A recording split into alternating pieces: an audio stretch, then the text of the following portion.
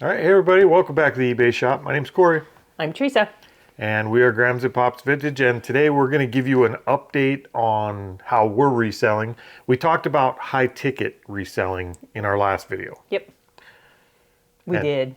And that's kind of what we're going to do. We're going to talk about how that's going 1 week in. So yeah, that video dropped like Wednesday, and I think on Thursday we went and made what I would call a high ticket purchase. Yep. Kind of. We are finding out sourcing is more difficult for high ticket items because there's less of it to get and the margins are harder to negotiate because they're high ticket, which we kind of expected, but we are just getting into it. One of the things we'll talk about is how to source later in the video, but we're starting to learn how to source that way. And so far, But that purchase, it wasn't even like we were talking about doing on like Marketplace or anything. That we actually walked into a store, and the best piece of it is we helped the lady figure out how to sell on eBay. I think what we're doing right now to kind of offset the difficulty we're having sourcing because we don't know what to source yet is building lots. So if we sell a lot of things that meet our high ticket criteria in one lot, but it's a bunch of small things, we're okay with that too. So that's kind of what we bought was one thing that kind of meets the high ticket, it's a little low, it's like 130, and then we bought 2 lots of things that will together more than pass our high ticket criteria. They'll be over the $400 mark probably. So we're kind of having to cheat our way into it a little bit. We are. We're cheaters. We're cheaters. So that's how it's going so far. It's a learning curve, and we just started. We're a week in, but so far we've had, I would say, three purchases that fall in that category. Maybe. I'd have to think about what they were. I think three or four. We have the Jade, we have the glasses, we have the Bobblehead, which is marginal. Yep, and we have the Silverware. And we have the Silverware. So we've got 4 purchases that fall into our high ticket category. Did you say marble? No. Oh, my brain thought you said marble. Did I say marble? I thought you did. Silverware. So Silverware, Jade, Paisley cups. And a Bobblehead. The lowest sale price item we bought was the Bobblehead. I think we got it for around 20 or 30 bucks, and it sells for 130. So that would not quite meet that high ticket level we were talking about in the last video. Not the $200, but that's still higher than the $20 profit. And we're trying to hit $200 or above. That one we just got in a package deal, so it's fine, but it's going to sell by itself. Yep. So that's how it's going so far, and we're going to address, we got a lot of questions. We did. And a lot of comments. A lot of questions and comments on that last video. So we're going to address a bunch of those and how we plan to handle them. Yep. Coming up. But like usual, we have some low ticket items that sold in our eBay shop. We did. They weren't all horrible, but...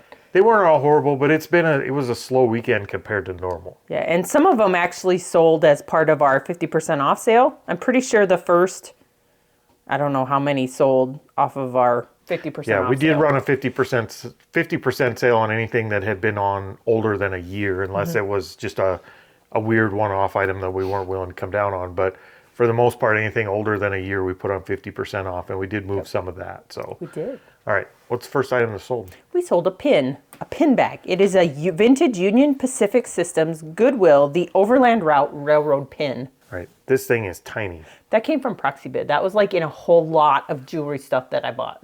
Yep, it is itty bitty bitty. I'll try and zoom in on it for you, but that's what it is. It's tiny. It sold for $25.99 with free shipping, but it'll go in a padded envelope, and that's like $4. Yep, so small, but for 25 bucks. Small but mighty. Small but mighty. What's next? We sold a pipe, like a tobacco pipe. Yeah, it's one of these smoking pipes. Yep. I don't know. It doesn't really have the tobacco smell to it, but you can tell it's been used. But if you look at the thing, it doesn't look, I mean... It's not chewed up or anything. No. It's in good shape, so... It is a Willard imported briar dark wood carved smoking pipe. Yep. And it sold for $15.99. But I only have like 4 or 5 pipes left out of all of them I listed. All right, so we had one really long question first, and it kind of lands first in the progression of what we want to talk about. So what was the question? So I'm only going to read part of it because there's a lot of information in it, but it is from Jeffries 4417, and it said, I like the logic, but I think that the thing I'm running into is, are people continuing to buy $200 items with all the economic uncertainty, like the job cuts, the inflation, the healthcare, all of that. You say $400 ticket average less than a sale a day, but will you average buyer spend $400 on luxury things with all the layoffs and the groceries? The short answer is yes. And we're not just guessing that. We actually know that because we've been in high ticket sales before.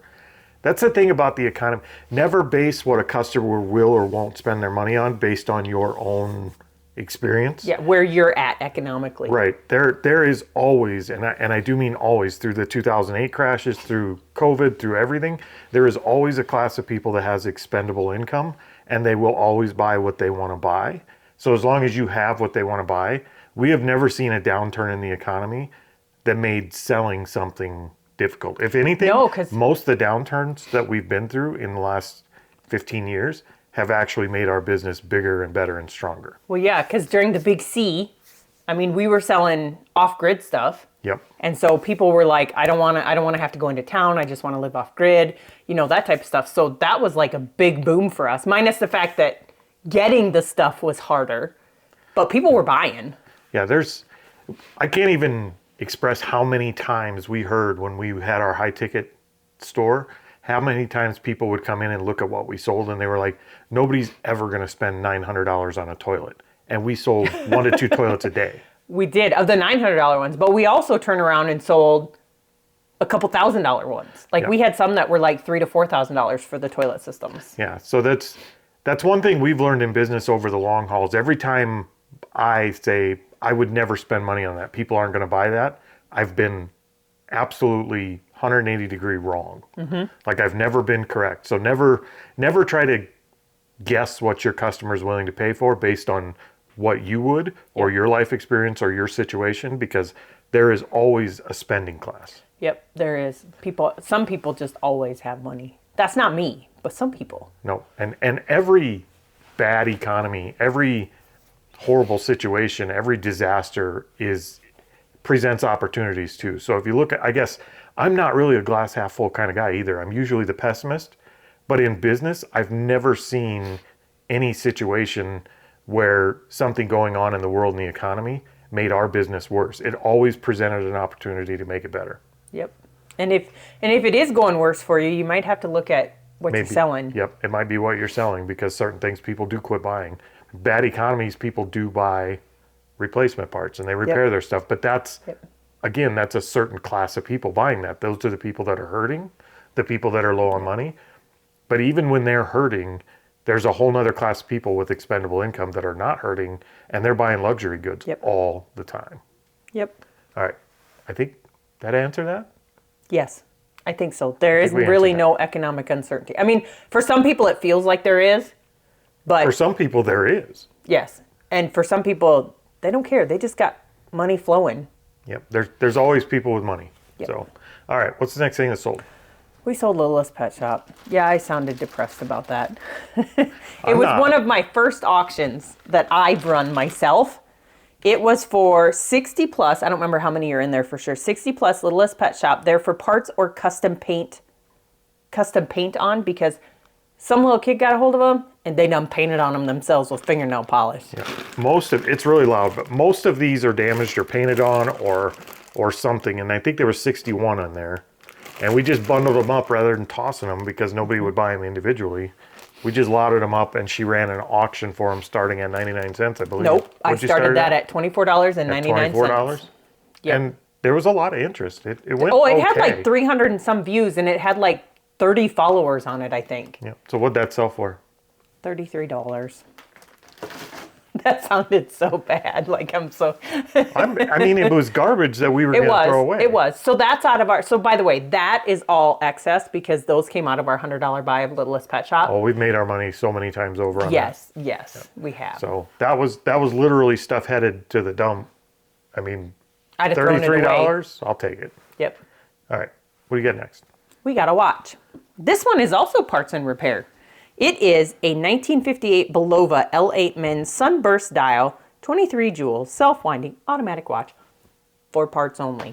Yeah, so there it is. It's just the watch, no band. Nope. I like Bulova watches. I don't know what it is about Bulova. I like it because it sounds like bologna. It doesn't smell like bologna. Sounds like bologna. I will tell you what it's sold for, and then I got to tell you a little story, okay? Okay, tell us. Okay, so that sold for $49.90. Nice. Parts only. There's no band. I don't remember if it works. I'd have to look at the listing. But I have 2 watches. One that the set screw for the little piece that holds the crown and stem broke. So I posted in a group, and some guy sent me some for free to fix my watch. Yeah, if you get into, like, if you're looking at watches and you get into the watch repair groups on Facebook, some of those people are toxic on Facebook all the time, but some of them are really helpful. Mm-hmm. And this one guy just decided he was going to send us a piece that we needed to repair the watch for free. Yeah, free. He just mailed it. He did send it regular post office with like a stamp or whatever, but I'm so excited. It's coming in the mail today. I'm really excited for it. Get to repair the watch. But I told Corey today, I think I want to learn. I joined some groups. I think I want to learn about fixing watches. Like I have one that's a Landstrom, which is based out of Rapid City, South Dakota. Landstrom is, and so is a company called Stamper. They do Black Hills Gold watches, and I have one that the second hand stops and then it goes. And it's irritating me because it's worth money, but I don't want to sell it as parts. So I joined a group today to find out how to fix that. So we'll let you know how Teresa's watch repair career goes. I could do that local. No, I don't want to touch the high-end watches. I'll fix the cheap watches. I'd have to get so many magnifying glasses in front of me to even see the dial. I can see it. I do have my jeweler's loop, but I might have to dig out our magnifying glass from out in the shop. Yeah, we have one on an arm like the dentist has with a light in it. So we could dig that out. Custom soldering. Yep, when we did electronic boards, we used to use it all the time. Yep. All right, we have another question. What do you got? This is from Jack's Treasures. Mr. Jack's Treasures. That is Brian over at Jack's Treasures. He says, I think your direction is great. I'm considering flipping vehicles. I've considered flipping vehicles in the past, but honestly, the cons just outweigh the pros in our book. Another of the cons I feel is most impactful is there just aren't as many buyers for high-end, high-ticket items as small ones. Knowing I can always sell those small to mid items, not only on Whatnot, but also eBay, Mercari, etc., gives you income stability. Yeah, I think this is very much similar in terms of the answer. One, I think that's an assumption that you're making based on your own situation. Like I wouldn't buy this, but part of what he's saying is actually true. Are there as many buyers for high ticket items as there are small ticket items? The answer, he's right. There's not. But I could sell 25 small items or I could sell one large item. I don't need as many buyers. In answer to the question, I think the best way we can answer it is yes, you're right, but no, you're wrong. Like, yes, you're right, there's less buyers. No, that's not a problem. No. And no, we don't think that there's an issue with that. I mean, there's the right amount of buyers for the luxury items.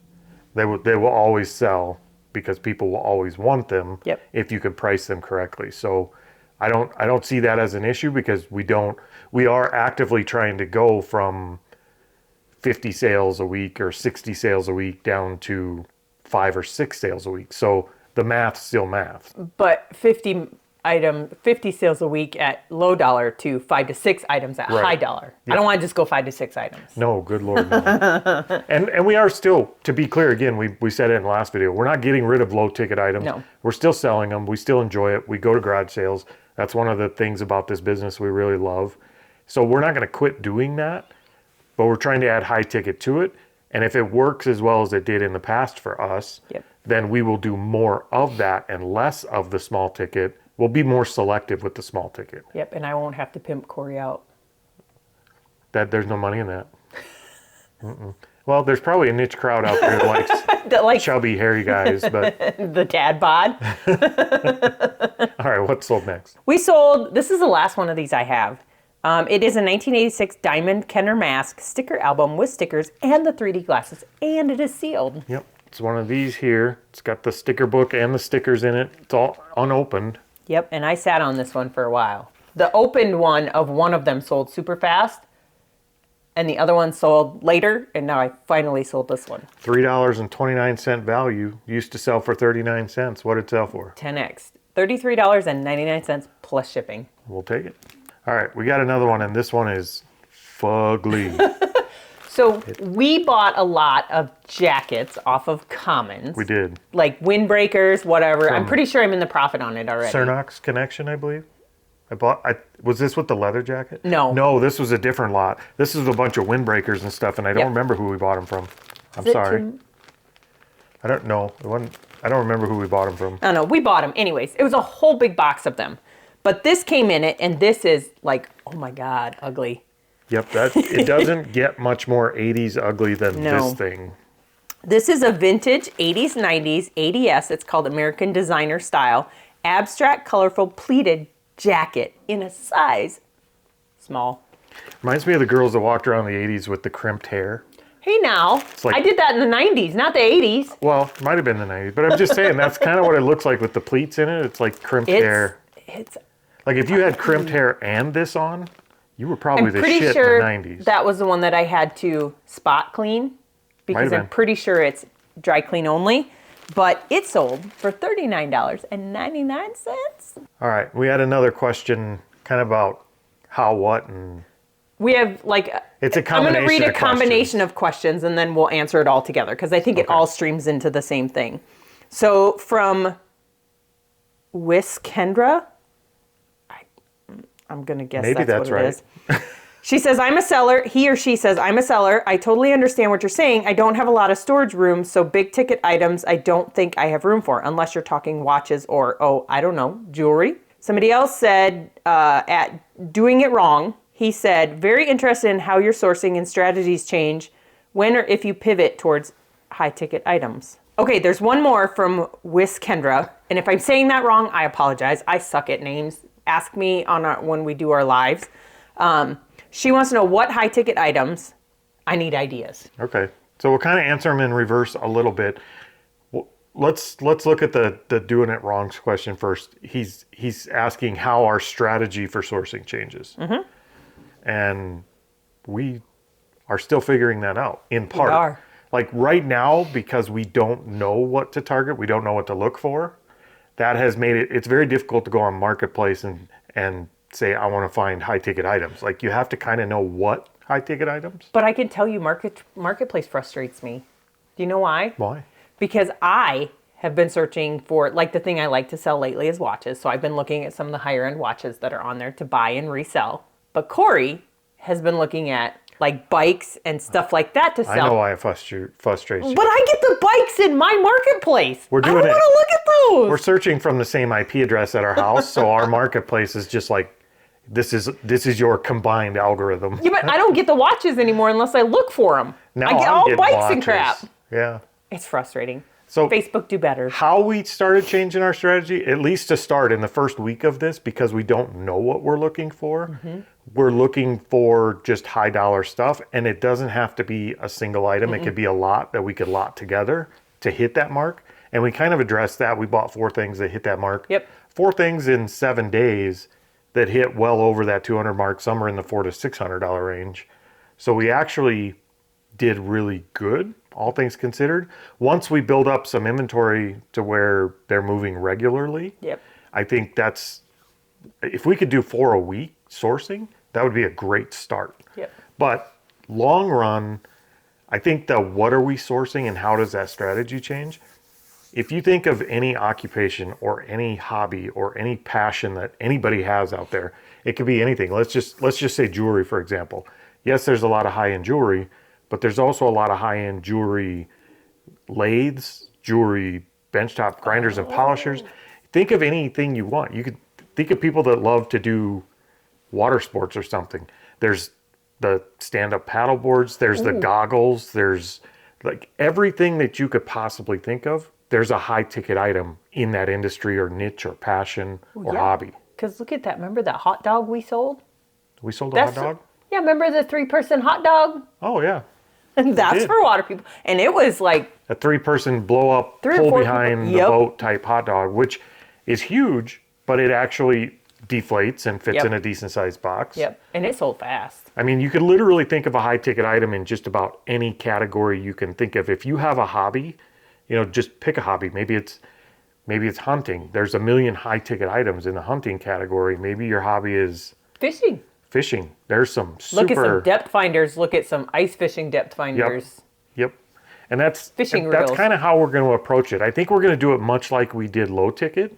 We just started finding different categories we were interested in, and we learned them. Like Yep. we learned Barbies, we learned 1988 NFL football cards, we learned, some glass. I have learned some glass, not a lot. Teresa's learning watches. Like we're going to pick a category or a passion or a niche or a hobby, and then we're going to find out what the high ticket items are in them, learn them, and then start looking for those. And as we do that, once we kind of figure that out, we'll extend that into a new niche or hobby, and we'll just keep doing that. Yep. That way we can actually go on eBay and look at underpriced auctions. We can go on Marketplace and look for the items. We can actively search for,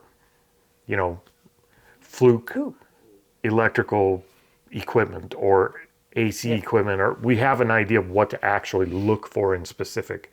That will make it much easier. So that's our strategy. That is our strategy. And I have maybe been we're full trying of crap. to do it, but Have you? I I have been too. I I've have been a whole looking. bunch. So one of the other things that I just looked at, which we don't know nothing about, is somebody close to us is selling a whole bunch of Harley and Indian motorcycle seats. Yep. I need to do some more research on it, but some of them are, and he's selling them for 20, 30 bucks a pop. Which I went and just did a quick search, and like any category, you see a bunch of $20, $30 ones, $10 ones. There's a lot of low end, but there's also a lot of high end. So we have to, before we could make a bulk purchase, we would have to kind of learn something about that category. So I think that's the challenge we're going to have is when I've been going on searching, I just go on Facebook and I start scrolling through. And if I see something that's marked at $100 or more, I'm like, okay, let's look into it. And that's a very half-assed way to do it. You always do shit. That's not a good way to do it. And No. that's kind of what we've done for the first week. Yep. I think going forward, we're going to pick a couple niches. Maybe she'll pick one, I'll pick one. We'll do some research, find the high ticket items, and actively go get a few. So that's kind of how we're going to find, that's how we think we're going to find our high ticket items. And we'll let you know in a few weeks how it goes. Like this week one, like I said, so far, so good. Yes, it has been. All right, what's sold next? We sold a Bratz. Speaking of Barbies, we sold a 2002 limited edition Beach Party Jade doll. Letter A, because I had multiple of them. That's her right there. Yep. She sold for $15. Yep, nothing special about it, just a Bratz. No feet, like usual. No fee. I have a whole bunch of other dolls that I need to sell too. All right, and now we have another set of 4 drawer pulls going out, these vintage brass looking drawer pulls. I don't know if you can see them very well. Nope, they are vintage brass floral baroque round 1.5 inch diameter drawer pulls. There's a set of 4. And I had a whole bunch of these and I am down to 2 sets left. I'm making all kinds of noise over here. So they look like that. So not only drawer pulls, but look into the vintage doorknobs. Oh, that was another buy. I didn't even think about. We bought that one. It wasn't high ticket. I mean, we paid 25 bucks for the whole thing. But altogether, I know it'll purchase, because they got to be listed individually because they're different. But that whole thing will sell, I'm pretty sure it'll be almost $200 by the time I'm done, give or take. So if you find those old vintage Victorian style doorknobs, they kind of fall more into the low ticket items individually. But if we had a lot of them, we could sell them for the high ticket price. We're very close to it. $19.99 for those. Oh, yeah, it's probably a good thing to say forgot that. about those. All right, we had another question. This one I actually found interesting. It's a very insightful question. It's a good question. It is from Eric Irwin 4385. He says, I'm guessing it's a he. You should do a video on what it requires to gain the trust of an eBay buyer who purchases products that cost over retail for $200 plus. Okay, we'll do a video. Right now, Eric, here's your chance to see. Hopefully you're watching. It's a great question because when we ran our own website, building trust for the purchase on high ticket items was something we had to really put a lot of focus into. We did everything from having free returns to having the credit card icons underneath and different payment gateways. Yep. We had our phone number, our address for contact information. We had an About Us page. Like there was a ton of stuff we had to do so that when a buyer came to our website, they would trust that we were valid enough to buy from at that price. And I know another one that's a big one. For me, I don't really think about it with the small questions when people are buying small items and they ask questions.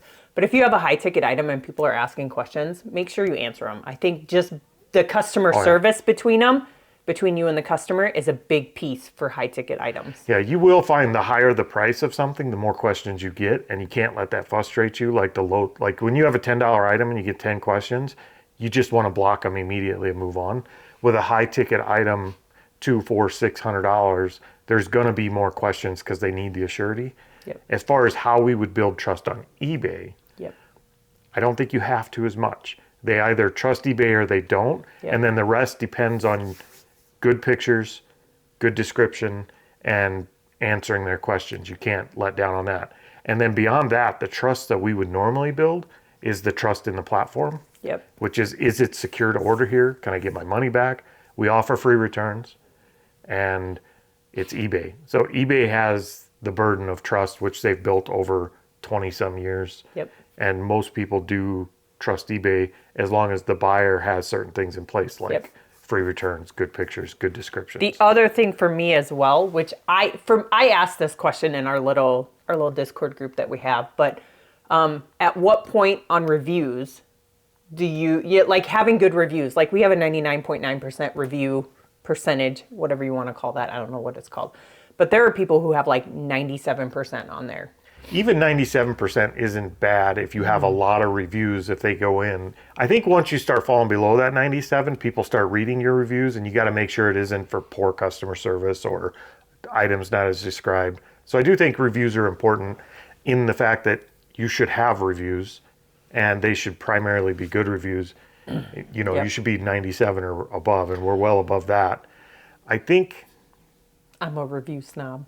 Teresa's kind of a review If you snob. have a 99.5 or below, I'm going to move on.